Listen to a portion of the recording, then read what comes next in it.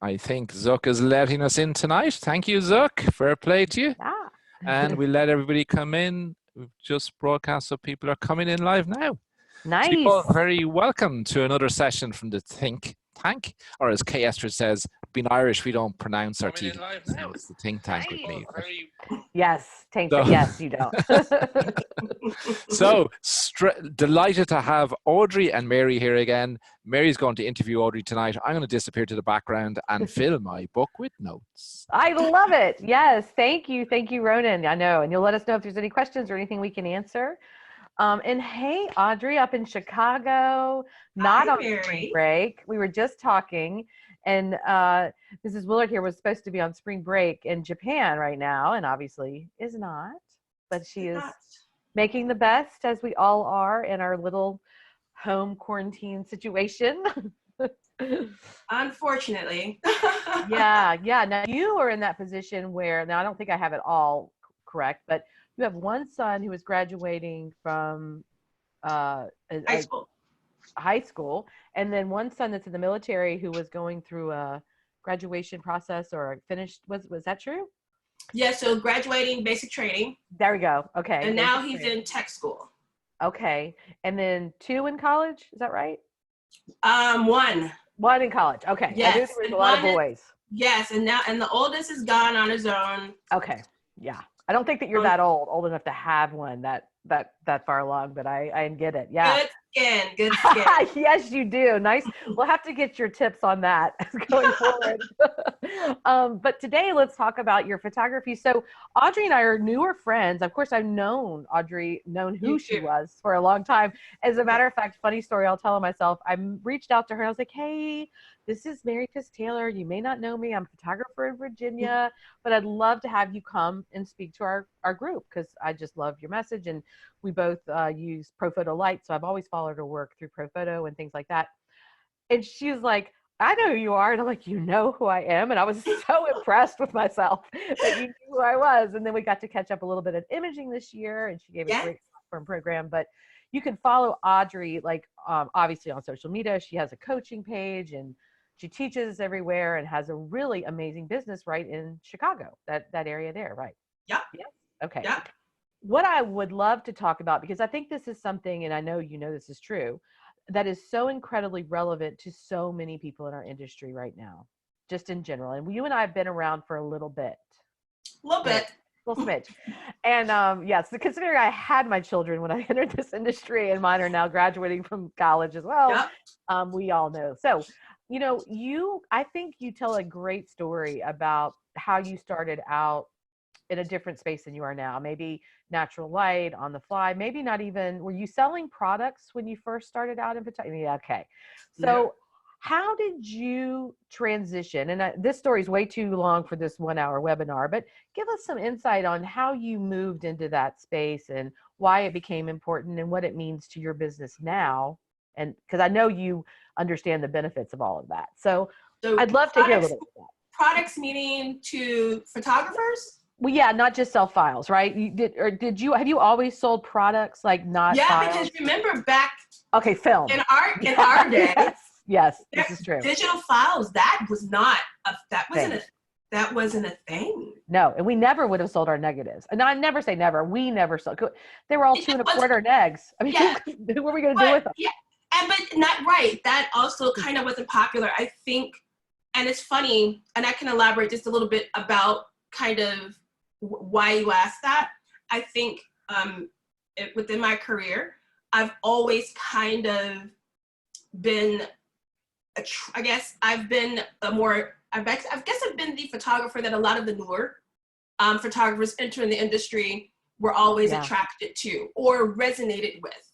And that might have to do with, maybe shooting, natural light, maybe how I approached my photo sessions, maybe even the trend that was going on. So as I moved on, when people came into the game, they were like, hey, Audrey, do you sell digitals? I'm like, no, they didn't exist. I was always prints and albums. Like, it was just, it existed, but the clients didn't ask for them.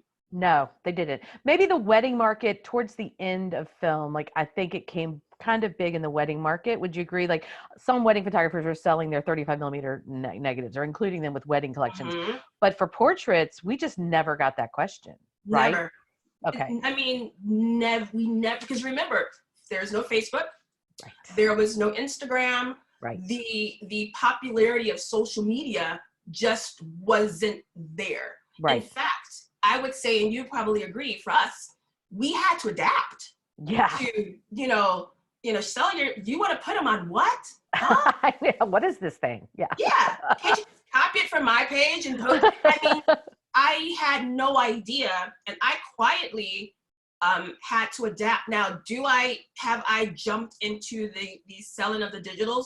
Not in a traditional sense that everyone else is doing it. It's more along the lines of after my older clients still don't ask for it. So let's just say that they just don't. And that has to do with how I sell albums. So they don't have a need for it. And then anything that goes online, they just take that from whatever I put out there.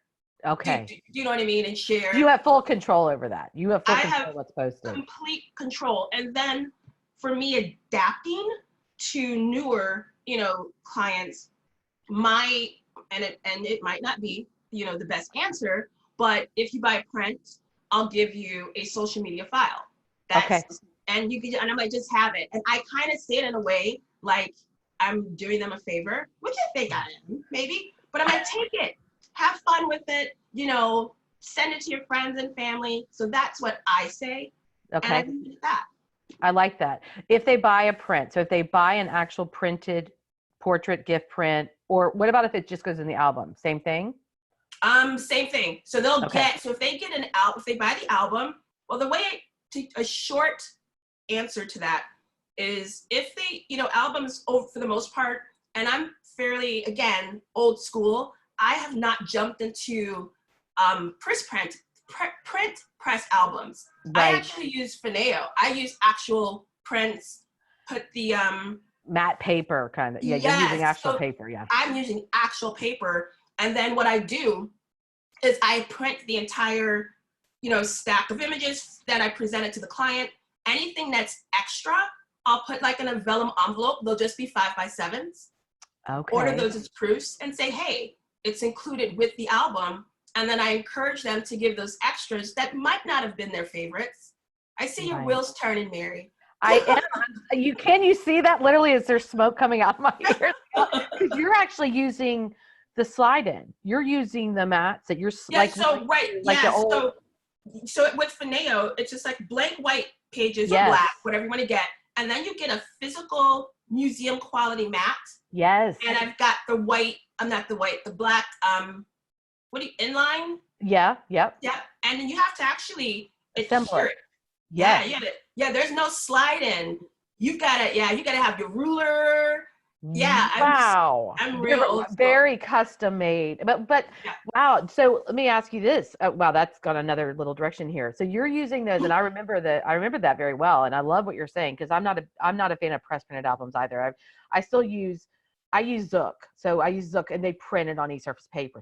But I like this idea, because had you ever share that process of how hand done those albums are? Like, have you videoed that or shared that with your clients? Because I think that would raise the level so high. I have, but I think this is also part of my brand, and photographers won't really understand this, but I'll try to explain it a little bit here.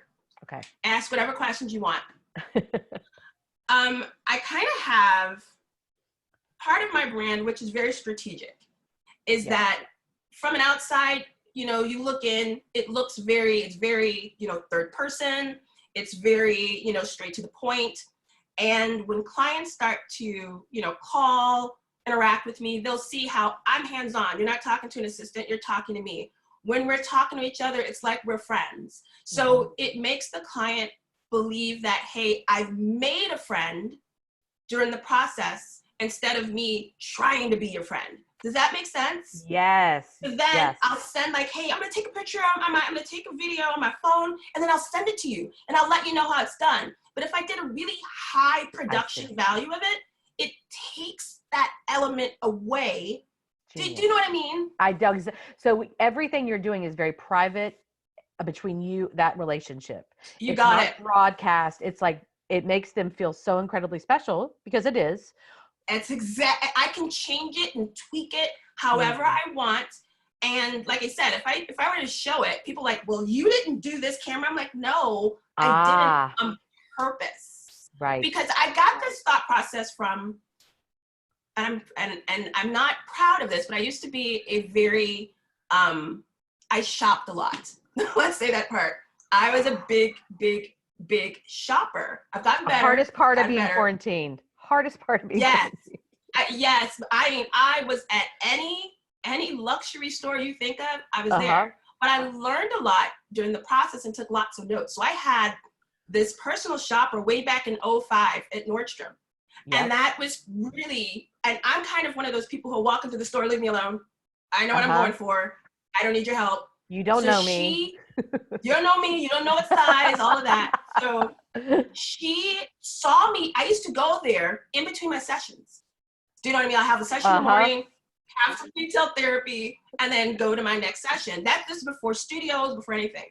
And so she kept seeing me in there, and she made it a point to be my friend, right? But not really like sticking it in there. So we ended up, she found out I don't like to be bothered. I've done all this talking with clients, give me some space. And so she started emailing me clothes. You know, like she went personally for me. Do you know what I mean? Because she knew, and she wasn't emailing you something with like a big tiger print on it. She's like, no, my girl Audrey is like, this is her style, or nothing wrong with tiger prints. Yeah, hey Audrey, look what came in. And took a picture. It was so unprofessional looking, but it felt personal and professional to me based on that level of customer service. Yes. Does that make sense? Oh, I know exactly. And you're so right, because it's the relationships and the trust and that we're building with these clients and potential clients that allows us to, I will venture to say, not only lock down our brand, but to charge a higher price. Would you agree with that? Yes. So when people look and say, hey, you charge this much, and I'm like, yes, but there's no way for me to explain it unless it directly came out of my mouth. Right. But that's the customer service I'm providing to my clients. Do you know what I mean? Like the people who I deal with, I don't believe that they would continue with me had they had to go through 3-4 different assistants to get to me. Agree. Do you know what I mean? I do know what you mean. You're exactly right. They are paying for you. Without you, there is no business. And, you know, let's think about this in any other way. You know, if we are put in that mass production place, which we all go, it's it's certain things we buy, we're okay, you know what? Okay, the service wasn't that great. Or we overlook a lot of things because, well, it's a commodity, but you're not a commodity. You are a luxury brand. You're a luxury product. And I would venture to say that people say things like, oh, well, I wouldn't even go anywhere else because Audrey just takes care of everything. I don't have to think about this, and she just tells me what to do. Like, that's why I pay a lot to get my hair cut. And that's why I'm missing my guy right now. I don't have to tell him anything. I don't need to tell him what color or how to cut it, or because of my age, where we need to allow maybe some silver sparkle to shine through or whatever's going to happen. He's got it all under control. That's exactly, even right down to when we were talking about nails. Yes. I won't go to another nail technician because I don't need to sit down and tell she knows the colors I want. I don't have to say a word. So I gladly do that. And I think that's another reason why I keep clients for so long is because of that.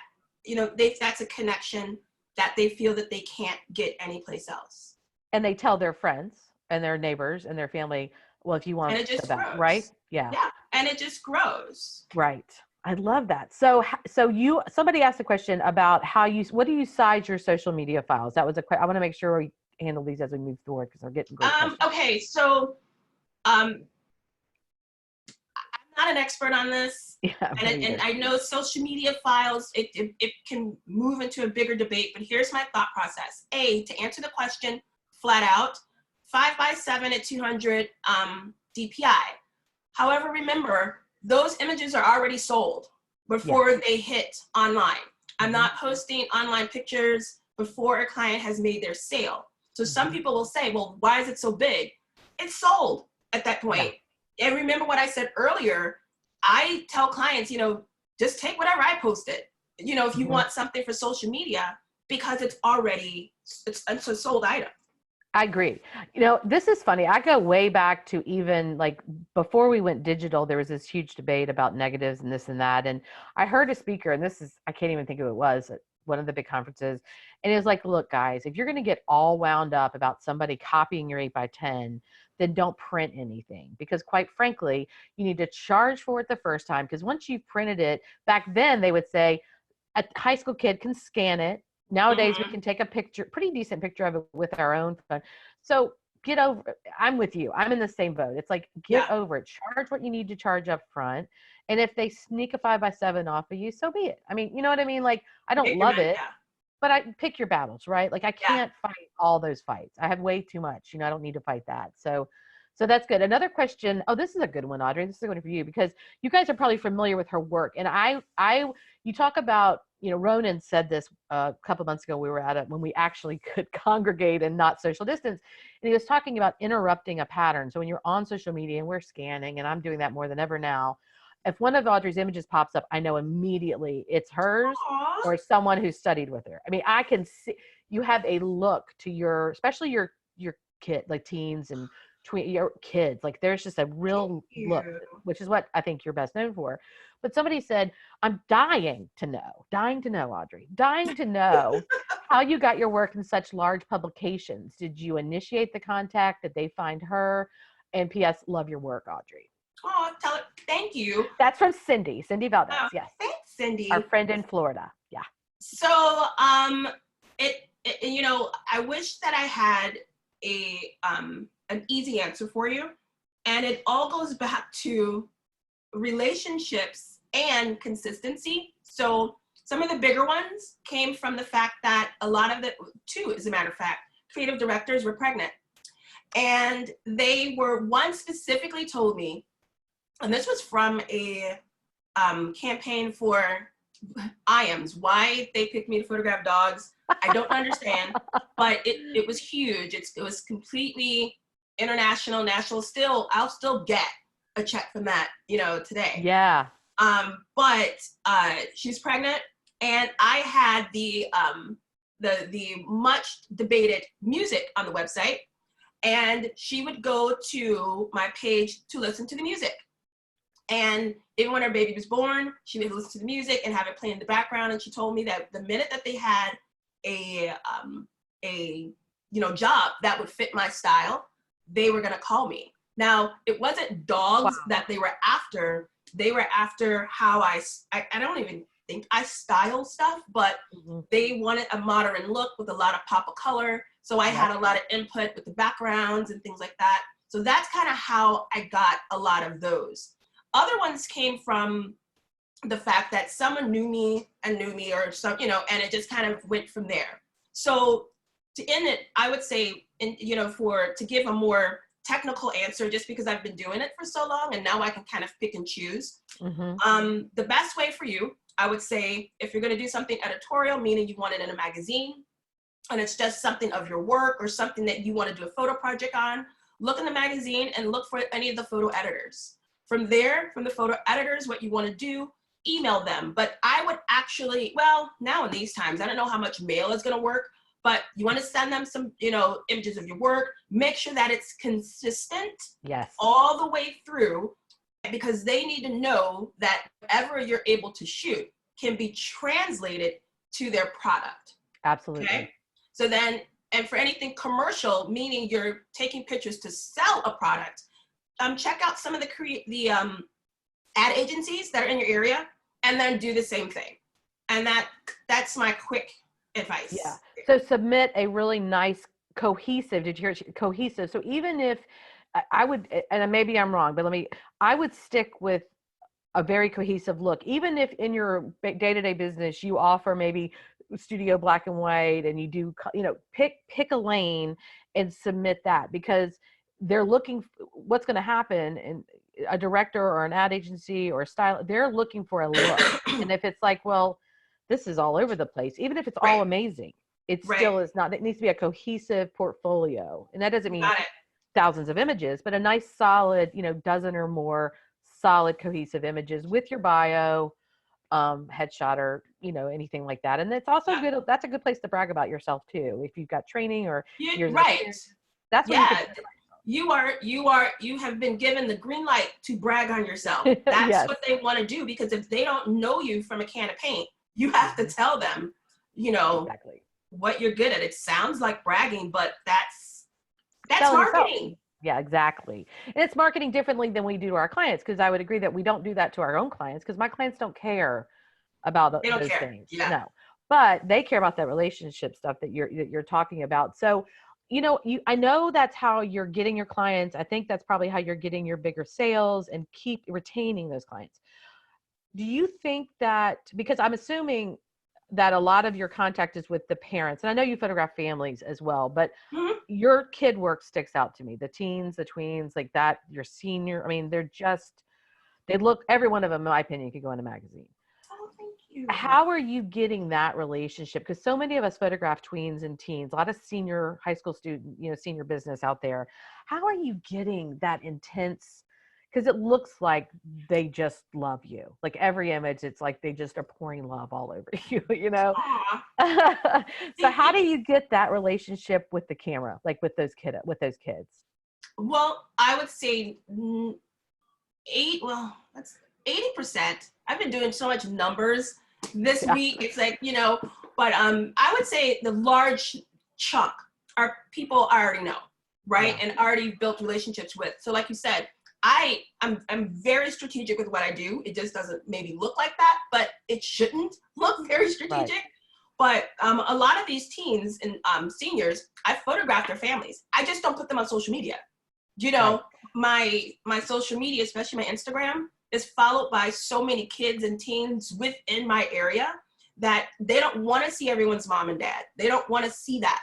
So I don't put it there. So when it comes down to having that connection, a lot of times I know them, but if I don't know them, then if you can't tell, I talk a lot. So find some sort of common ground when they, I have had shoots when I've done with groups of girls where, like, if we were outside and I'll let them sit in my car, play music while I'm taking, things like that. And so I kind of treat them like the young auntie. Do you know what I mean? You're the young aunt, and we become friends. It's kind of the same thing. I just dumb it down a little bit. And I try to keep relationships. I've had, like, my husband laughs at me. I have this one boy who's like the popular kid out here, and he would send me messages asking for face cream for pimples. He'll send me these messages on Snapchat. He's like, I'm breaking out. What do I get? So it's like, when you get those relationships with them, and I know their parents, so it's not like I'm sitting around. Right. It's not creepy at all. Yeah, because I got kids, so I don't like a creepy person either. But yeah, so I have actual relationships with a lot of these kids, like almost all of them. Wow, that's amazing. And that's a great point. And I really didn't. Of course, you photograph them. I know you photograph them, but you've kept your Instagram super branded to that market, because that's you've done all. I'm sure you've done all the research and data. You're a smart woman. You know who's looking at it. So that's why. Yeah, and you're right. They don't want to look at babies and parents, and they want to just look at cool other teen pictures or kid. That's pictures. exactly it. And if I do. Like, sometimes I have some moms, a lot of the moms aren't on Instagram overall. Right. They'll go if their kid told them to go look at it, if that makes sense. So sometimes if I have like a baby or a family one, I'll put it in my Instagram story because it deletes itself in 24 hours. Yes. It'll never now I have one I think I've left up there because she's such a long-time client and she really wanted her family up there. So I think I have like one family that shows there, but it does give the impression to photographers that I don't photograph families.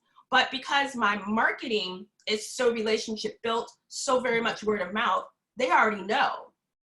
So like I have even with, I think I just had an appointment book. I'm not shooting, by the way, but I'm still taking the appointments, building the list. So when we get the green light to go shoot, then I'll actually do it. But the client will say, hey, my daughter is 17, we're gonna do her senior pictures, but we also gonna do family ones too. Yeah. So I do all of it. But on my Instagram, only that 17-year-old would make the cut. Of course. And I was going to ask you that question, so I'm glad you brought it up, because you do photograph so many seniors, and so many is a relative term. You're in Chicago, but I also know that you are, well, I'm assuming you're branded and you're priced and you're positioned in a way that, I mean, I'm assuming you're not doing thousands and thousands of seniors. You've got a very cold, curated group that you work with because of budget, relationships, all those different things, correct? Right. So do you include that family session with your senior sessions?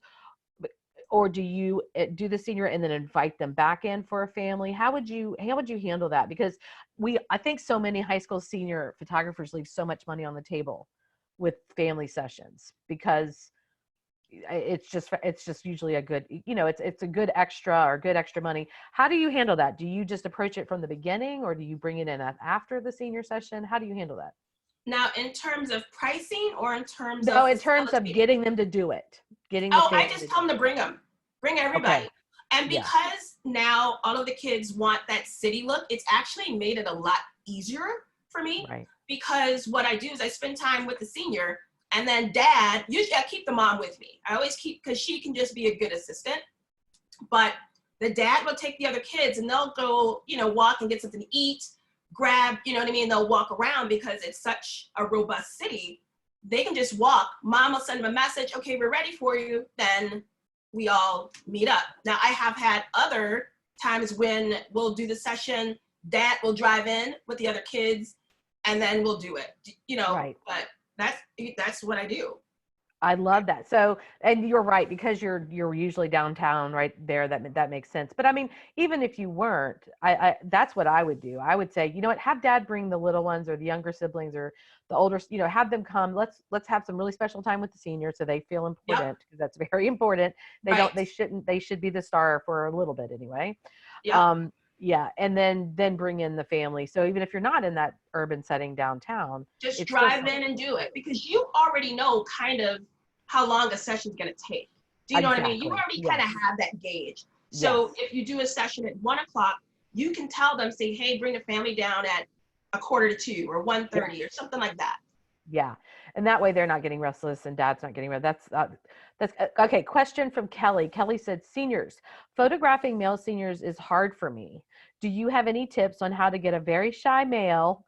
And she's got, guys, remember, she has all sons. She is the lone woman in her house, I think. Do you have any tips? A very shy male who doesn't want his photo taken, to enjoy the shoot and look natural. So how do you handle that? I'm sure even you've had that happen before. Right?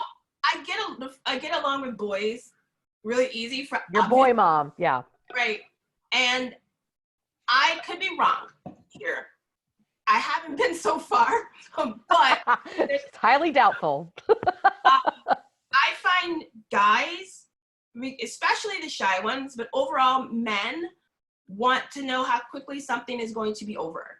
They need to have control of the time and how long things are going to last. So I immediately addressed the time issue. I'll say, you know what?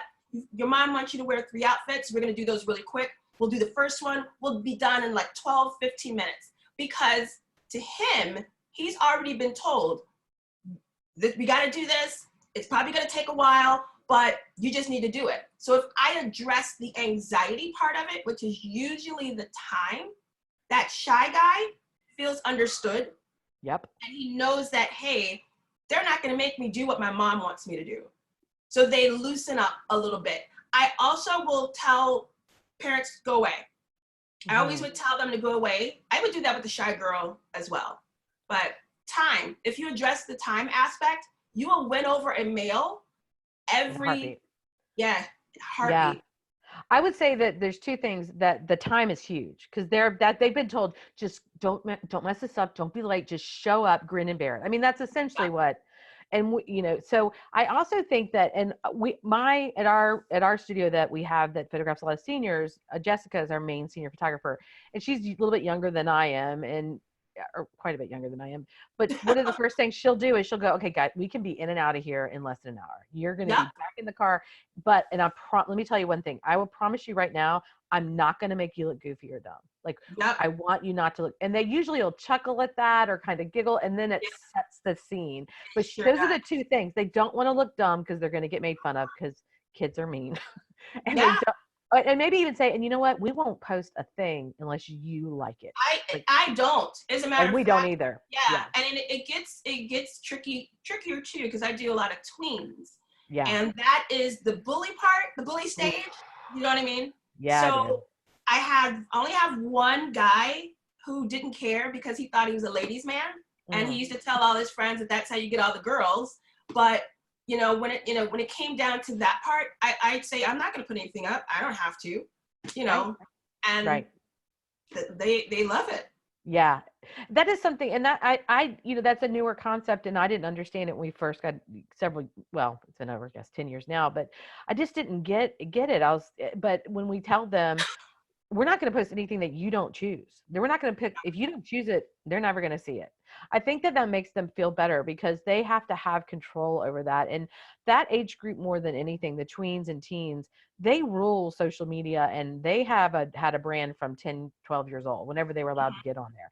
And they most of them really are protective of it. So of course they don't want anything out there. So I think doing that, Kelly, what Audrey suggested and these little things, that'll help them be more natural. And as far as posing, if that's something you ever have an issue with, guys, and you probably agree with this, Audrey, I usually watch them when I'm not photographing them, how they stand. Do they put their hands in their pockets? And I will try to mimic that. I'll say, okay, just go stand right there. Okay, that's perfect. Now just turn your head this way. And they're not posing them too much, especially at that young age. You don't have to. They're a pretty camera aware generation, So yeah, I'm not a big poser. People think that. Yeah, and people think, how do you do your posing? I'm like, I don't. On to stand there and let them come to a natural. Stand right there, hang on, and then they'll do something, boys and girls, and then I'm like, that's perfect. I'll get the shot. Yeah, and they're gonna love that so much more, right? They're gonna love that. So let's talk about products, Audrey. I know you sell these custom albums that you're putting together, you're making, so actual printed albums. Some of you all might not even know what we're talking about because it's a hidden gem, finding companies that still make them. You use Fineo, you said. They still make them. So this is something, it's a very highly specialized. This used to be the only kind of albums we could get, y'all. So this is what the standard was. But I remember them well. I have several of them myself. So do you sell wall art as well? Or are you more gallery style or a mixture of both, or kind of what does your product lines look like? I'm simple. So I have since 2006. Don't shoot me, Mary, but I've been very successful with this. I've done my research. I have sold online, but I do it in a way, I call it the IPS way of selling online. Okay, so tell us about it. It's how much time do we have? Give us the condensed version. The condensed version is, and I need to apologize, you might hear my son Noah screaming in the background. Not close to me, but quarantine life. But yes, okay, we're all used to it. Yeah, so I don't have any carts. Do you know what I mean? Like carts, that's what you call it, right? Yeah, online, like an online cart, online shop. Yeah. So it's just a gallery. Only have a gallery. You can't do anything with the gallery except, take note of the image number and look at the picture. Like that's it. That's your only capability. After that, that's when we talk, figure out what you want, go on, go from there. That's why I was telling you I don't have any special videos because it's all an individual process. Okay. Yeah. So because I've been selling online, I used to do IPS way back in the day, and then I figured out I don't even need to do this. So I keep it to albums, and I have just two. It's just 2 albums. I don't give you a huge thought process and different colors and all of that. it's my album, my signature album. This is what you're getting. And then from there, just prints. And then there's an actual framer here in the city that I use. And then get those framed. Now, if I have a client who says to me, hey, or I might go to their house and I see that different products may work.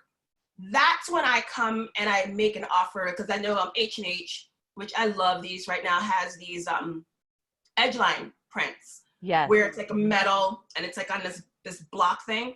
Mm-hmm. That would never make my price list. However, I'm able to, suggest it to a client so if you do a custom installation, if they want you to come and do a design for their home, that's or they just want a recommendation or something. Yeah. It makes it look like I took the time to find something special for them, instead of just having a long list and hey, pick from it. Does that make sense?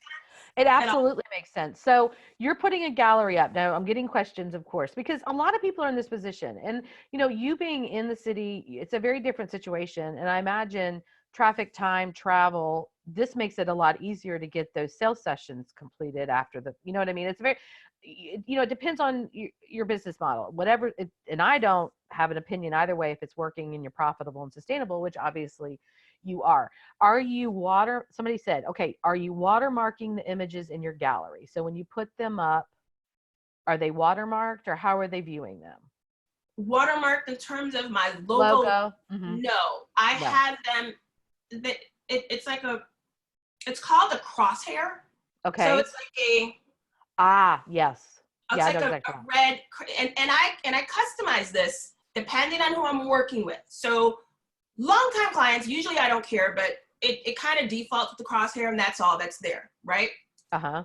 And then if I were to get a new client and they're teens or tweens, I would do the crosshair, but I would have right underneath where the point mix. I know you like all my hand movements. I'm the same way.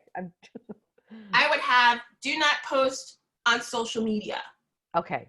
And that is only for my teen ones. Now, I find for anybody who's like kind of struggling with that, it's like the teacher. Do you remember like in school when you did an error, you always use red?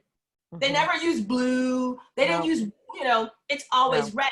Red signifies you've done something wrong. Yes. So anything that I have to mark and I want to discourage will be done in red.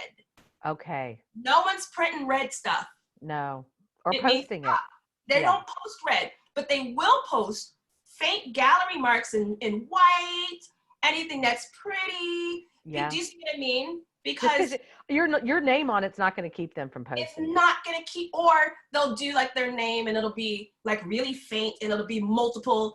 That's not discouraging. Now, if you did it in red, it's discouraging. So okay, that's a stop. Red means stop. Don't. There you go. All right. Somebody also asked, and this is Calais. I hope I'm pronouncing it Calais. Thank you. Yes. Okay. Good. Thank you. She said, do you edit all your images before you post them? So when you put the gallery up, I will never in my life post any image. I don't care if it's one of my kid. It will never be unedited. That's part of my so you're going through, culling them down and editing anything you're showing your client. That's my brand. I don't want a client to imagine what my end product is, because I'm selling the end result, the end product. I'm not selling what it may look like. Now, if I just nailed it and there's something that's exactly how I wanted it, then no. I mean, I'll just usually print it and go. Okay. But with that being said, how is your process time on that? Are you so an average session, you call through and you call out anything you don't want them to see anyway. Right. Is it a pretty instant, not instant, how much time are you spending before you sell the image on the image? I know me, girl, you know me. I'm like, yes. touch it if you don't buy it, but I'm weird. I like to edit. And so with that part said, I'm also really confident in my choices and what I want to do, and so on and so forth. So if I'm not on social media, I could call, edit, get it ready to submit in about an hour and a half. Okay. Now, it's important to note, that I think a lot of things that we do as business owners, it's all mental, from the things that we sell and all of that. I'm not coming home after a photo session and going through my images and then say, hey, I'm going to edit it, Wednesday. If you do that, then you're already mentally done looking at the session. So I get it, upload it, don't look at it, so that it's fresh to me. And once it's fresh, it's so much easier to edit. Most people bring their images back, they look at them, they'll edit one or two, and then by the time they have to, cull through it and edit, it's a chore.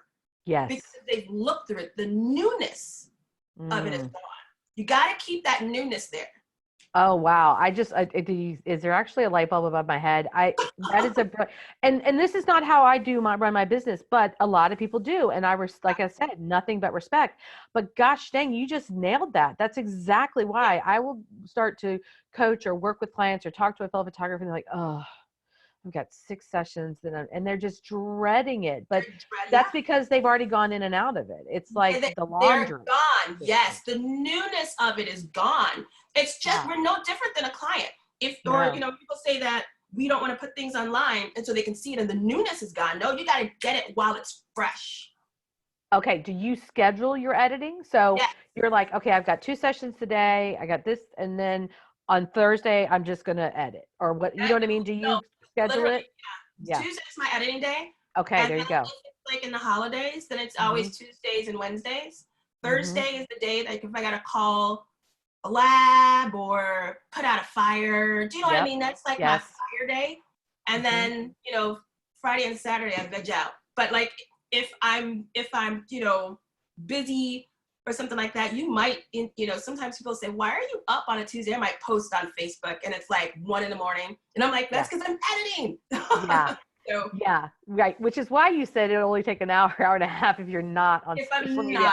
Her and I have had some very late night conversations. There may have been some wine or tequila involved. I don't know. I'm like, why are you up? She's like, why are you up? And I'm like, I don't sleep. She's like, I'm editing. I'm like, okay, I'm with you. That's cool. Yeah, I think that's very trendy amongst some of us creatives, solopreneurs. It's just kind of where we're at, Yeah. Yes. Life. So tell me this, Mrs. Woulard. What do you foresee us coming out of this pandemic? Like, where are you at when you're going to start selling again, meaning selling sessions? I know you're probably already booking just because you have that client base. But for those who maybe don't have as long of a client base and relationship, when will you start doing any marketing or selling to start pushing new business in your door or business back in your door? Now. Yeah. Okay. Now. I mean, it is, I will admit, I'm not, I don't want to be one of the people who sounds very, very optimistic, because I don't think that's reality. We have to have some down days. It's draining at times. Sometimes I can go for 2 to 3 days. Then the 4th day, I'm like, oh, geez. Yeah. So, I mean, for me, what I've decided to do, and this is just my own thing, I decided to turn off the news. I don't want to watch it. I will turn it on in the morning and look at the ticker. And as long as nothing has blown up and I don't see anything bad, I cut it off. I don't participate in any of it. And you've seen, I mean, I might say what's opening up and what's not, but outside of that, I don't want to read it. I have to give the perception, and this is regardless of a long client list or a new one, that I am still open. I'm still here. Hey, I have to keep my social media active, because that is where I get a lot of new business. Right. I have an email list, find ways to send emails.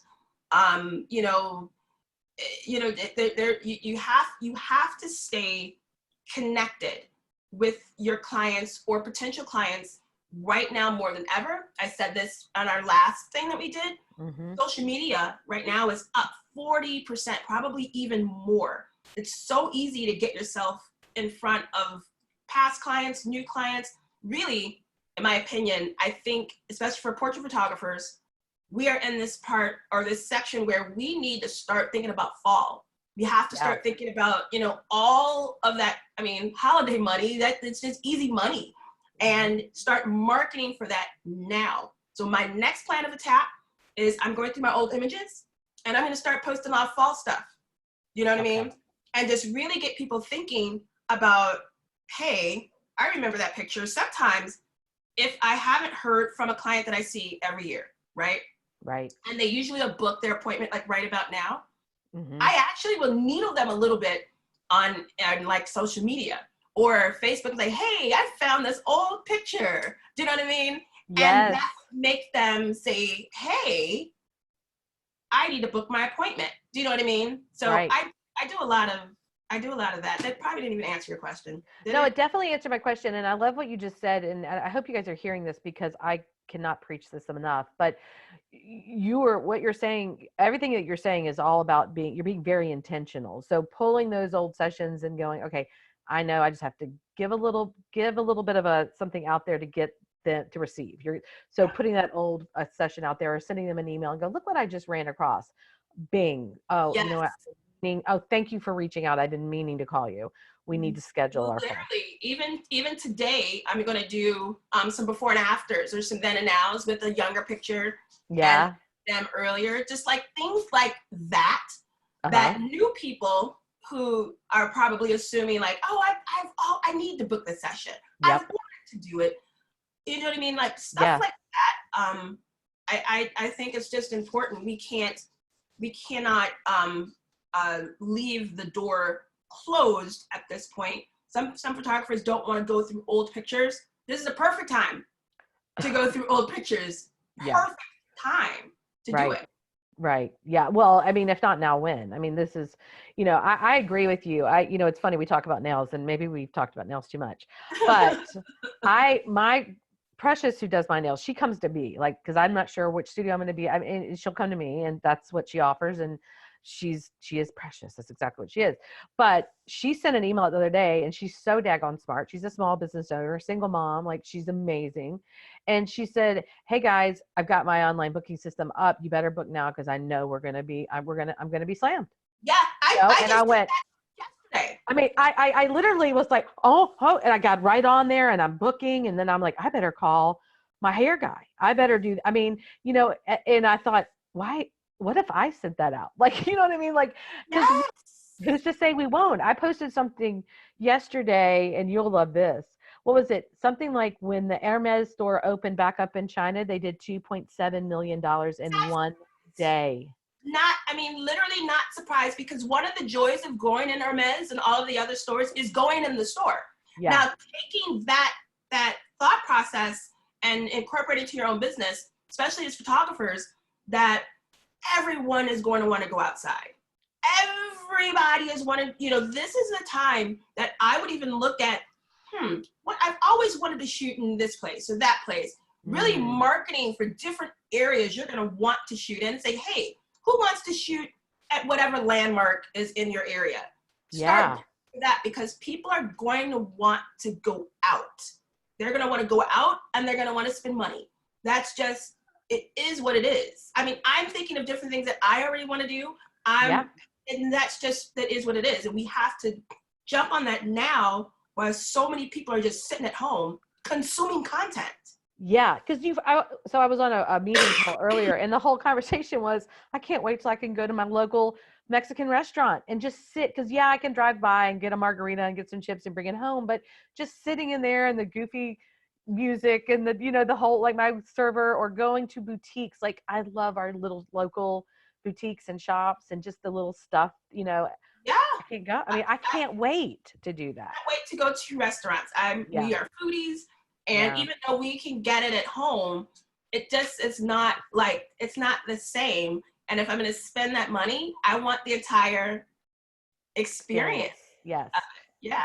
I'm with you 100% on that. So in closing, and this, a couple of people have asked, run us by really quick again, not really quick, but just run by again what you're doing on Instagram for your seniors. You mentioned it on the last call, but there were such little short snippets, but when you were doing the virtual, Instagram I got another one I've got to prepare. So this is so great. This is so great, you guys. Yeah, I do it a little differently so the virtual, first, really quick, the virtual sessions, I think I probably made them a little popular and didn't do them as fast as everyone was like, jumped on it, right? Yeah. But when you come, it's about doing a FaceTime with the teen or whoever, and then you have someone there holding it, like, so with a teen, it's usually their mom holding it, and then you instruct the mom what to do, and the mom, usually the teen can hear you. Yeah. And they do whatever, you move them into different spots and whatnot, and then you can take the picture on the phone, right? Now, these are not designed to be print quality, none of that. In fact, mine are so curated, the pictures would never make my Instagram grid. Never. That is a sacred area. That's, you know what I mean? Yes. You'll never make it. But I make these little stories through different, Instagram, like Canva or things like that. And it's all very branded. So I'll record video. So I'll turn my on iPhone. You can record your screen, record my screen of the actual process, and then I take a bit of that movie, if you will, and I put it side by side with the finished picture that I'll email to myself. I'll do a little Photoshopping or whatever to it, and then I'll post it side by side. I would never take the picture, put it on my grid, because then the allure of being there is already gone. Do you know what I mean? Like the teen has already gotten that notoriety. They've already gotten that experience. Oh, yes. Taking about 50% of it away from a teen. So it's not that. It'll never go there. It'll never happen. It's always a little, a little experience of it all. And it's a cute little music to it. And that's it. That's all you get. But people are doing these, taking the picture, posting it everywhere, saying, look at how cool this was. And I'm like, you really just gave them about 5 or 6 social media images. Yes, you did, which is what they think they want, right? Which is what they think they want. So the aspect of when all of this is over, of calling up so-and-so is gone. They're going to go to someone else because they think the experience is different than what they got from you. Oh yeah. That's a great point. And I get it. And I'm just saying it out loud. It's so true. What you're doing too, like, are you kind of pinpointing or targeting people that are due to come in? So you're like, let's do some practice. Let's practice and get ready for your real session. Like, I could see using that on my seniors that I know need to come in this year. Cause they're like, for me, my senior sessions usually start in May, and that's for my 2021 seniors. That's our. You know what I've done? I targeted someone who doesn't need a senior session, but they're still a teenager. Someone who's came before, you do it. So then the new seniors see it. Okay. Now, like it. It's kind of, and I like it. Right, and although, sorry, my dog. It's okay. Mine's just sleeping. Thank you, Jesus. I did. Well, my son just really decided to get her nice and round up. But so if I do the older seniors or the freshmen in college now, because they're all at home too. Yes. And the other kids see it. What I don't want is for them to, to really have that experience of being on my page. Not saying that on my page. I see what you're saying. So these are people that aren't going to come in anyway. Right. They've already been in. They've already been in. Yeah. They've gotten it already. They've already got the shoot. But if I create an image, even though it's not print quality, it's social media quality. Yeah. Clients don't know that's enough. That's enough. And we've got to look at the times, especially right now, when we are starting to be okay with things that are virtual. We are okay with conversing online right now. We are okay with that. So we've got to separate it. If we don't separate it, when we open it up, it's going to be a lot of people wondering why they're not getting those calls. That is some words of wisdom to end on there. I know Ronan's going to pop back in and let us know if I missed any questions, but guys, Audrey Woulard, and you probably already know this. Why am I telling you? But it's Woulard. You can find her online. Kids in the City, I know, is one of her pages, as well as, is it awteaches.com? I think if y'all are interested. I've got a Facebook group. The Facebook That's group. active. Oh, that's right. That's new. Yeah, look her up. AW Teaches is on Facebook. Kids and the City. So it's kids and, not in. Kids, like sex and the city. Yes, kids and. Sorry, my southern accent got in the way there. I do it too. And, this has been awesome. Is my website. What do you think, Ronan? Another absolutely amazing, Mary and Audrey. Absolutely amazing. We have a question from Maria on Facebook. Great. And it's about what you've just described, Audrey, about you direct your client to use their phone to take a picture. Mm-hmm. And she wanted to know, do they send you the picture then? Do they upload it somewhere, or how do you get? So when you snap the picture, because there's like a little button on FaceTime, it's in the lower left corner. When you hit the button, it saves to your camera roll. You're taking the picture, not the client. I'm taking the picture. The parent or whoever's there, they're just holding the camera. That's it. Very good. Very good. I think that answers Maria's question. Thank you so much. So what did I learn today? So much. But I've broken down to 5 things. So it's so obvious from Audrey that, you know, she's in charge of the relationship with her client from the very beginning to the very end. And even the end is not the end, because she recognizes the lifetime value of the client. So she's strategic about ensuring that that client comes back. And then with regards to her brand, everything right down to the products are your brand. And you're not confusing your client with loads of choices. You know exactly what you want to sell them and what's going to connect with them, and that connects with your brand as well. And then I love, because I'm not an Instagram user, so I love the tip about you keep your Instagram feed absolutely free for your ideal client, but you still satisfy those clients who aren't perhaps your ideal client, the family shots, by putting that on your Instagram stories that disappears and doesn't affect your Instagram. So and then the final thing is, it's so obvious that, you know, your clients are now part of your marketing and sales engine. You know, they're out there talking about you all the time. So absolutely amazing advice. Loved it. It was great. Thank you so much. I knew she would not disappoint. You were amazing. Love you. I hope you have a very well and healthy rest of your quarantine. I'm sure we'll talk again. And Ronan, thank you so much for letting me interview people. This is just selfishly like me getting to learn all this stuff I need to learn. So it's working out really well for me.